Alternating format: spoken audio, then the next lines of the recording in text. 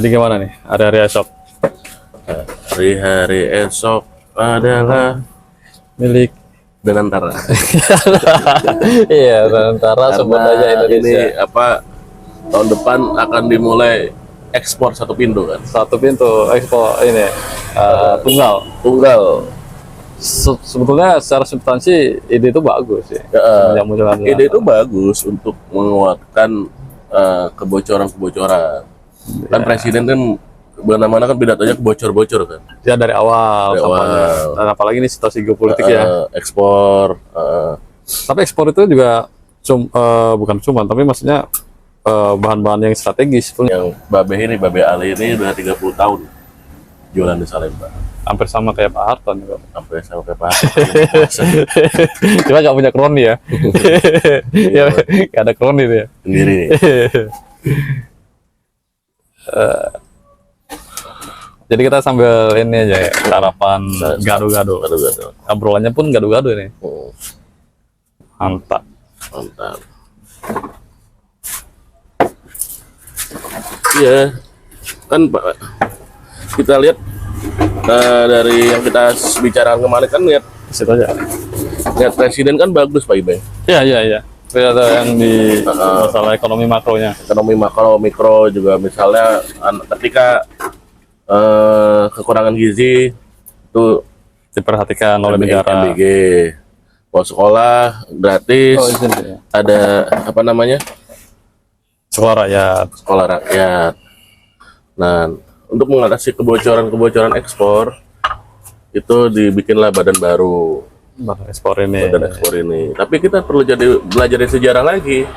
Dulu Pak Harto ada juga badan cengkeh itu kan, Ya. apa namanya lupa itu tuh. Nah, itu kan gagal juga. Oh, pernah ya? Pernah. Ya, pernah ya. Badan khusus cengkeh itu akhirnya petani harganya jadi anjlok. Anjlok. Bubar lah itu badan cengkeh itu ya. Kurang berhasil lah ya. Kurang berhasil. Gagal bukan gagal. Gagal ya. Termasuk kayak mobil nasional gitu ya. Mobil nasional Timor. Ini juga ya mungkin pengen belajar dari Den Shopping kali ya Pak Prabowo ini kan saat melakukan Nah, ini revolusi Cina itu ya. Yang menarik kan kalau kita lihat backgroundnya keluarga Pak Prabowo ini kan semuanya ekonom semua nih pegawai. Eyangnya gubernur BI juga dulu kan. Terus kemudian pas Prof Sumitro Jayadikusumo, Menteri Ekonomi yang dipercaya oleh Pak Harto. Makanya waktu obrolan kita dulu kan kita mempertanyakan nih arah ekonomi di era Prabowo ini seperti apa. Nah, baru muncul Danantara. Ya, yang diangkat kan memang ekonomi kerakyatan, tapi secara resource apakah itu sudah sistem rekrutnya juga sudah pas? Nah, ini yang jadi pertanyaan kan. Ya, karena ini kekhawatiran kan akhirnya kan sektor swasta. kita mengarah ke namanya ke state capitalism. Nah, ya, Ketika negara betul-betul menguasai semuanya mengatasnamakan state itu tadi, mengatasnamakan negara. demi kemakmuran rakyat. Tapi itu kita setuju aja kalau itu berjalan dengan baik. Tapi kan kita lihat Jangan sampai memonopoli jadinya negara. negara di tengah situasi pasar global tidak ramah dengan hari ini dengan iklim investasi. Iya, iya benar. Iya kan? Iya, iya, iya. Waktu itu Den Shopping bagus, dia melakukan hal paling dasar dulu apa? Hukum. Tapi memang kan monopartai juga, San. Iya, iya maksudnya partai tunggal itu. partai tunggal, tapi kan dia melakukan Sistemnya sistemnya berjalan hukum kan dengan revolusi hukumnya itu. Nah, tapi Pak Presiden lebih kepada ekonomi dulu baru hukum.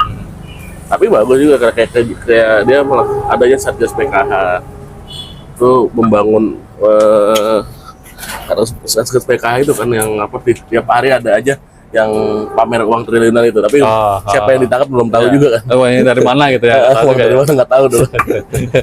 Atau itu juga nominalnya 767 rupiah kok, tapi lembar kertasnya genap gitu ya, 1.000-an. Gak ada uang receh gitu kan? Uang receh. Atau bentuk kris ada di situ. Gak ada kris. Tiap hari untuk makan uang kan. Sama jaksa itu kan. Karena lucu juga itu, ditampilin uangnya ada tapi nggak genep itu. Sambil dimakan. Itu nggak pakai pare ya? Ya, nggak pakai pare. telurnya satu aja nggak apa-apa.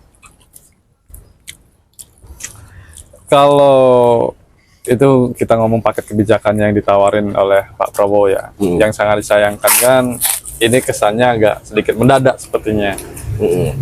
Ya walaupun mungkin ada obrolan-obrolan ya lintas kementerian gitu kan, ada rapat terbatas, bahkan partai-partai politik sepertinya nggak ada satupun partai politik yang meragukan statement Pak Prabowo, atau ada? Nggak ada kan? Dan badan ini kan juga disetujui semua partai. Iya, udah semua kan. Cuma itu tadi yang perlu dilakukan oleh kita, publik, civil society ya, mengontrol jalannya ini. Sama kayak gini, jangan sampai badan ekspor ini juga tidak menguntungkan gitu loh. Nanti neraca neraca perdagangan devisanya Indonesia begini-begini aja kan percuma. Akhirnya jadi monopoli kan. Nah itu tadi. Dan hari ini kan yang menjadi ketakutan swasta kan. Ya nggak nyaman lah. Nggak nyaman. Secara persaingan usahanya bagaimana gitu. Swasta tidak bisa memilih untuk investasi di mana, tapi dipaksa untuk harus invest di sini, harus di sini kan. Atau jangan-jangan ini juga strategi dari pemerintah sekarang untuk melakukan nasionalisasi aset tanpa harus mengambil paksa. Jadi perlahan-lahan investor ini keluar gitu. Akhirnya yang mau ambil perannya ya orang-orang nasional kita. Ya, bisa jadi. Tapi lagi-lagi kan kalau misalnya ketika revolusi ekonomi yang digaungkan tapi tidak dibarengi dengan revolusi penegakan hukum, jadi akhirnya jadi hanya ganti pemain aja. Iya kan? Oh ya udah. Keren ini. Itu baru satu sektor. Memang Indonesia sangat kaya sebenarnya alam mineral ya. Kayak sawit, nikel, jadi primadona lah. Dan itu harusnya memang menguntungkan. Nah, ini kan itu tadi jangan-jangan strategi ini bukan untuk kemakmuran rakyat, tapi hanya sebatas pesta kecil-kecilan para oligark juga ini. Ganti pemain aja. Iya. Karena kita belajar dari kasusnya Pak Tom Lembong, terus kemarin si Nadiem, ini kok rata-rata yang mereka pernah keluar dijadikan masalah nih di sini. Ibaratnya kan kayak gitu, belajar di luar negeri yang punya integritas dan juga kemauan untuk berdedikasi, kok malah dipermasalahkan gitu. Oke, Pak. Dan makan pada paling enak sekalian Bapak Ibang ini. Apa? Iya. Kalau potongnya ya. Nah, ini pangan lokal semua ini. Lokal. Ada jagung. Nama istilah diversifikasi makanan kan. Jadi kita jangan makan itu jangan hanya makan nasi. Tapi ya ini maksud dan tujuannya presiden. Maka dari itu kan saya sering bilang atau belum terbiasa. Ya cari orang-orang yang udah pengalaman. Belum lah reshuffle kabinet lagi. Nah, masalah karena kali ini yang paling menjadi perhatian kita adalah masalah ekonomi.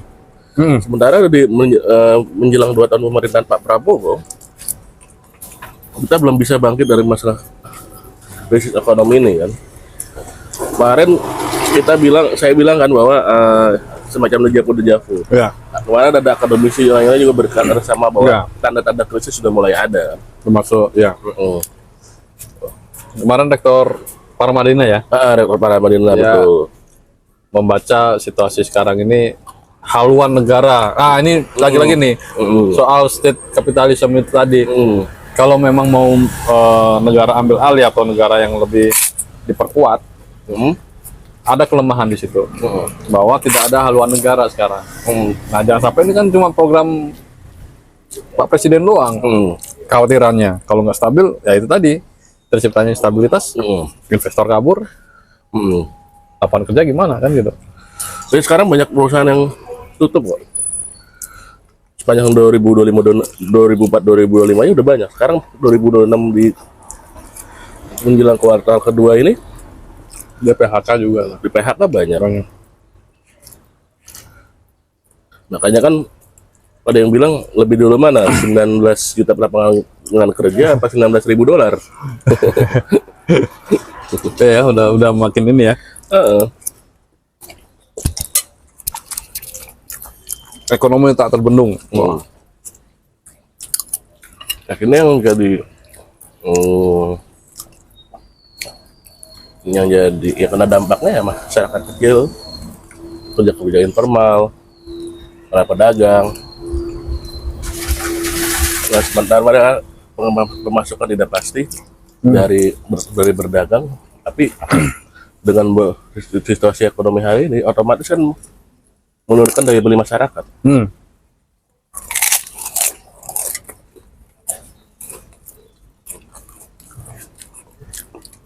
Contoh deh, mau kurban hari ini Agak lesu ya. agak lesu. Bahkan banyak pedagang kurban yang sampai mengobrol dagangannya karena saking menurunnya omset penjualan.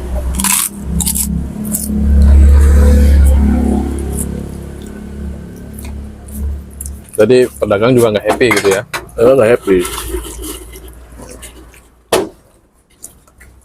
Tapi kita happy, kerupuk ditambahkan. Nah, mantap. Meski saya kan sering bilang berkali-kali Pak Ibeng, Iya. visinya Pak Presiden tuh paten-paten, ya.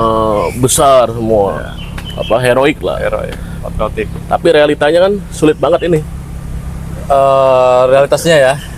Jauh panggang dari api. Nah, faktor apa tuh kira-kira? Ya karena mental pejabatnya, Oh, oke. Lingkarannya ya. lingkarannya tuh kayak belum siap gitu loh. Kayak masalah menteri-menteri yang ngurus ekonomi, menteri perdagangan, atau menteri-menteri yang lain yang banyak dalam bilang hari ini masih gagap. ISG anjlok, komoditi ekspor impor juga nggak terlalu signifikan, Masih belum jelas ya. masih belum jelas kayak gimana arahnya. ya. Sementara kita hari ini negara memaksa untuk semuanya diambil alih negara, Ya, menuju set kapitalisme ini loh. mengatasnamakan state. Kapitalisasi negara. Mereka anti swasta, tapi mereka berperan ingin jadi swasta. Nah, tapi dengan gejolak yang sekarang ini, tanda-tanda geopolitik ini, bagus nggak yang dimaksud oleh Pak Prabowo sendiri itu?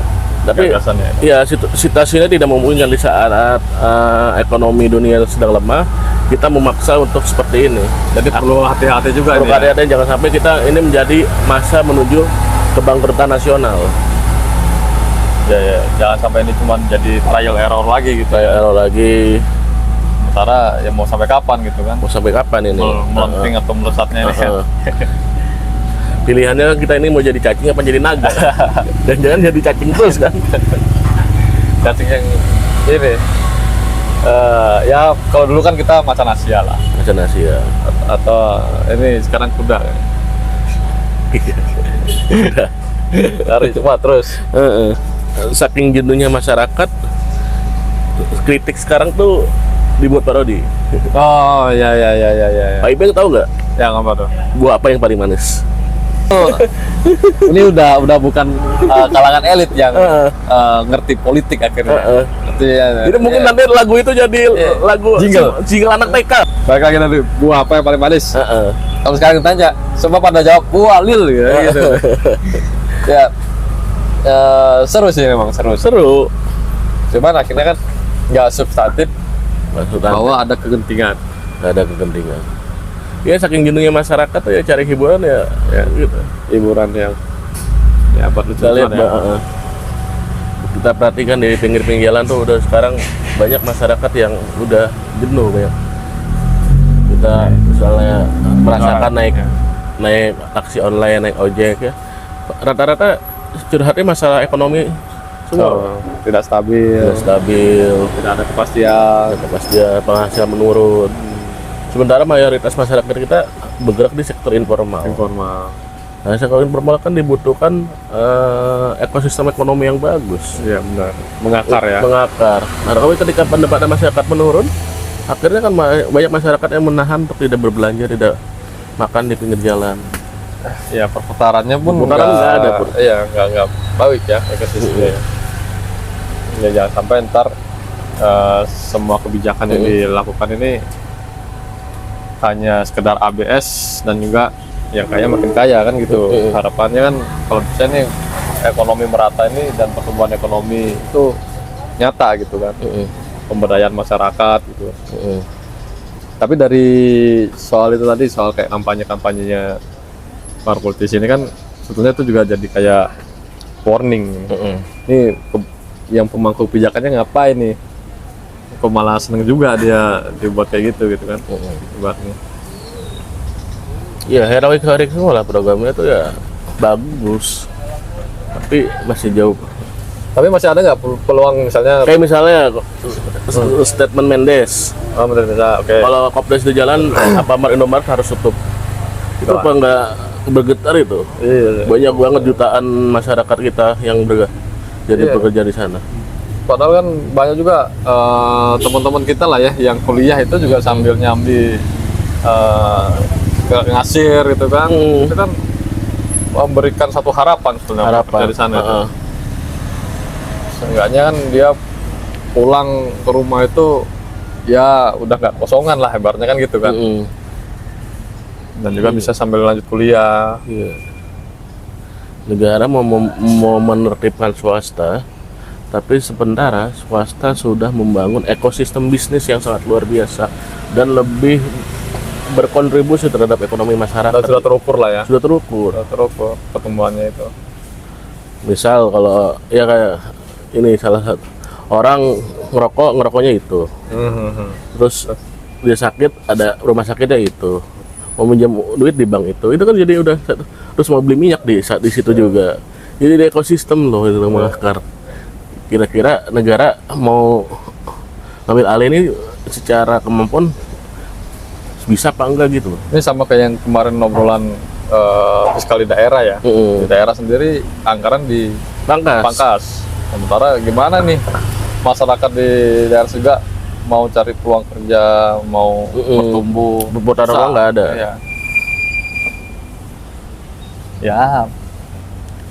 Ya ini mungkin bayangan Pak Presiden dan lingkarannya ini menganggap ya pemilu itu cuma 5 tahun. Nah ini kan yang bahaya ini kalau mereka berpikirnya hanya untuk 5 tahun. Sudah menyiapkan 2029, tapi kita nggak tahu nih apakah nyampe 2029 apa enggak. Ya kan melihat, kita bukan nakut-nakutin ya, kita kan sebagai anak bangsa kan berhak memberitahu bahwa ini Pak situasinya begini, tanda-tandanya sudah begini, harusnya begini, haruslah kita bangkit dari keterpurukan. Ada solusi lah ya. Kalau ada revolusi lagi kan kita capek juga. Kayak bangun, ada korban lagi, bangun lagi dari awal, gesekan lagi, konflik lagi. Mau sampai kapan? Mau sampai kapan begini-begini terus? Opsinya ini. Jadi gimana nih Kang soal ngomong pertumbuhan ekonomi kerakyatan ini? Ya apa yang bisa kita lakukan? Ya kita lakukan lah. Ya kita lakukan ya. Mengadakan polling ini, podcast keliling. Nanti podcast keliling ini kita akan keliling ke beberapa sektor informal UMKM, menyapa masyarakat, memberikan ini semangat kayak juga ya. gado-gado babe ale di belakang kita ini. Yang tadi udah rasa enak banget. Ya sebenarnya banyak juga UMKM ataupun makanan-makanan juga yang masih bisa dinikmati oleh banyak masyarakat kan. Nggak perlu perayaan ulang tahun yang sampai luar negeri lah. Kayak kemarin kan. Ya apalagi kan? Udah cukup. Udah nih, nanti kita pikirkan untuk UMKM mana lagi nih kan? Kita cari isu apa lagi? Kira-kira tanda-tanda state capitalism ini betul-betul bisa membangkitkan ekonomi kita atau malah memperburuk keadaan? Dan jangan sampai ini hanya sekedar seremonial belaka ya. Trump Amerika Serikat nggak punya BUMN, tapi hidup terus. Itu kemarin yang di bawah CEO nih, Vida, Tesla, itu kan mereka swasta semua. Dan ada keadilan juga di situ, ada persaingannya. Karena bagi mereka ini kan ya Amerika itu milik bersama kan gitu. Harusnya Indonesia juga seperti itu. Kita ini kan berdiri dari berbagai macam entitas. Nah, yang tidak bisa disamaratakan. Dan satu hal yang bisa diperlukan dengan demokrasi. Ya. Karena dengan demokrasi setiap orang punya kesempatan yang sama kan. Ya. Ada kesempatan untuk setara. Nah, mungkin itu pesannya, kita nanti kita obrolin lagi lanjutan. Siap. Sambil kita podcast keliling, polling 2029. Oke. Kasih ya Kang ya.